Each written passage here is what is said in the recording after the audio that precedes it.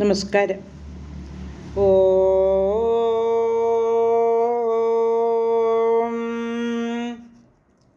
ഓം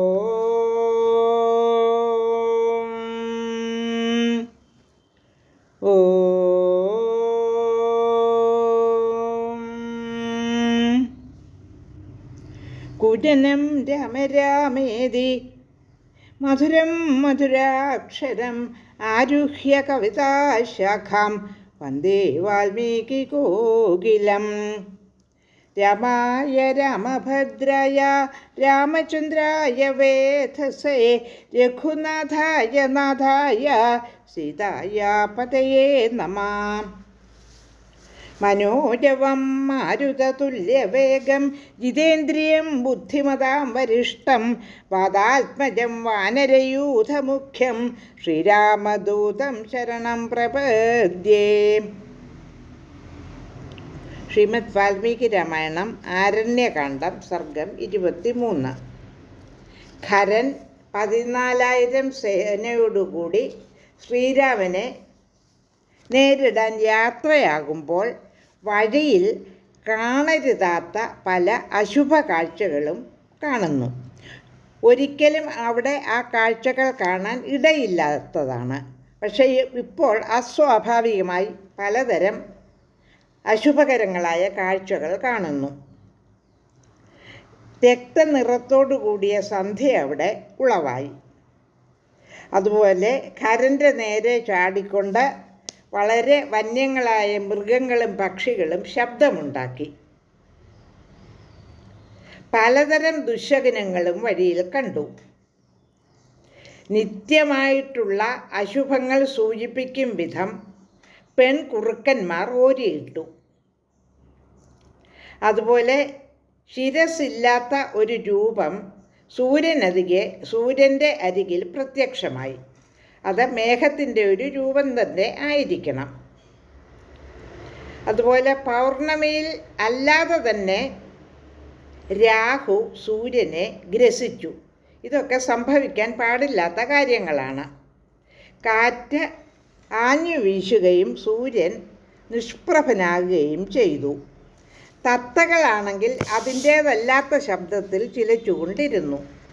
കൊള്ളിമീനുകൾ ഇടിമുഴക്കത്തോടെ വീണു. ഖരൻ്റെ ഇടത്ത് കൈ അകാരണമായി വിറയ്ക്കുകയും ഒച്ച അടയുകയും ചെയ്തു. ഇതെല്ലാം കണ്ടപ്പോൾ ഖരൻ്റെ കണ്ണിൽ കണ്ണുനീര് ഉളവായി. അടുത്ത ശ്ലോകങ്ങൾ പാരായണം ചെയ്യാം.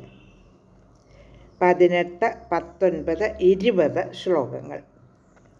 ലലാടേ ചരുജോജാത നച മോഹാന്യവർത്തത താൻ സമീക്ഷ്യ മഹോത്പാദാൻ ഉത്ഥിതാൻ രോമഹർഷണാൻ അബ്രവീത് രാക്ഷസാൻ സർവാൻ പ്രഹസൻ സ ഖരസ്തദാ മഹോത്പാദാനിമാൻ സർവാൻ ഉത്ഥിതാൻ ഘോരദർശനാൻ ന ചിന്തയാമ്യഹം വീര്യാത് ബലവാൻ ദുർബലാനിവ താരാ അഭിഷരൈസ്തീക്ഷ്ണൈ പാതയേയം നഭസ്ഥലാത്. 18, 19, 20 ശ്ലോകങ്ങളുടെ അർത്ഥം. നെറ്റിയിൽ വേദനയുണ്ടായി. എന്നിട്ടും അന്ധത മൂലം ഖരൻ പിന്തിരിഞ്ഞില്ല. ആ വല്ലാത്ത ദുശ്ശകുനങ്ങൾ പേടികൊണ്ട് രോമാഞ്ചമുണ്ടാക്കുന്നവയായ ശകുനങ്ങൾ കണ്ടിട്ട് സകല രാക്ഷസന്മാരോടുമായി ചിരിച്ചുകൊണ്ട് ഖരൻ പറഞ്ഞു, ഇക്കാണുന്ന ഈ വൻപിച്ച ദുശ്ശകുനങ്ങളെ ഒന്നും ഞാൻ സാരമായി കരുതുന്നില്ല.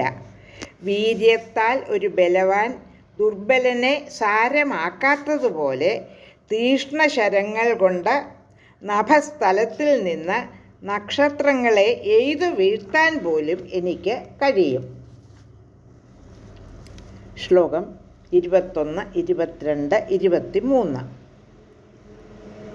മൃത്യും മരണധർമ്മേണ സംക്രുദ്ധോ യോജയാമ്യഹം രാഘവം തം ബലോത്സിക്തം ഭ്രാതരം ചാപി ലക്ഷ്മണം അഹത്വാ സായകൈസ്തീഷ്ണൈർനോപാവർത്തിതുമുത്സഹേ യന്നിമിത്തം തു രാമസ്യ ലക്ഷ്മണസ്യ വിപര്യയഃ.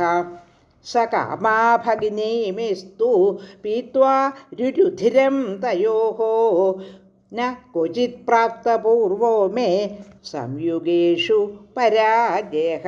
21, 22, 23 ശ്ലോകങ്ങളുടെ അർത്ഥം. ക്രുദ്ധനായ ഞാൻ യമനെയും മരണധർമ്മത്തോട് യോജിപ്പിക്കും.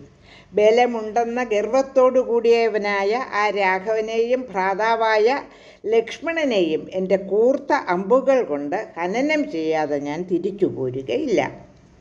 ആരുമൂലമാണോ രാമലക്ഷ്മണന്മാർക്ക് തിരിച്ചടി കിട്ടുന്നത്, എൻ്റെ സഹോദരിയായ അവൾ അവരുടെ രക്തം കുടിച്ച് തൃപ്തിപ്പെടട്ടെ. യുദ്ധത്തിൽ പരാജയമെന്നത് ഒരിടത്തും എനിക്ക് ഇതുവരെ ഉണ്ടായിട്ടില്ല.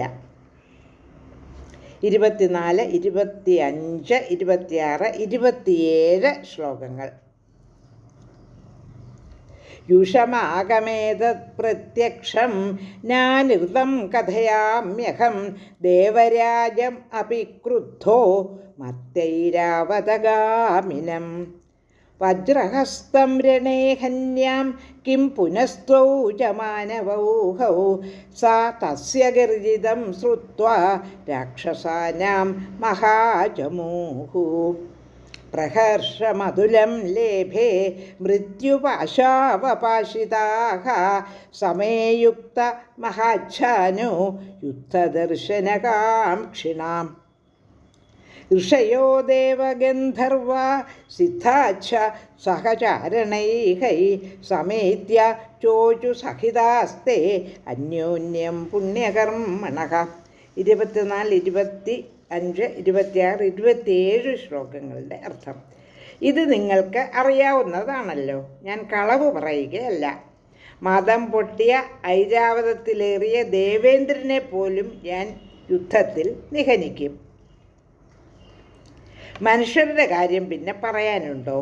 അവൻ്റെ ഈ ഗർജനം കേട്ടിട്ട് രാക്ഷസന്മാരുടെ ആ വിപുല സൈന്യം അത്യധികം ആനന്ദം പൂണ്ട് മൃത്യുപാശത്തിൽ പെട്ടുപോയിരുന്ന ആ പട ഉന്മേഷവാന്മാരായി. യുദ്ധദർശന കാംക്ഷികളായി അവിടെ എത്തിച്ചേർന്ന ദേവർഷിമാരും ദേവന്മാരും ഗന്ധർവന്മാരും സിദ്ധന്മാരും ചാരണന്മാരുമായ പുണ്യാത്മാക്കൾ ഒത്തുചേർന്ന് അന്യോന്യം ഇപ്രകാരം പറഞ്ഞു. ലോകാ സമസ്ത സുഖിനോ ഭവന്തു.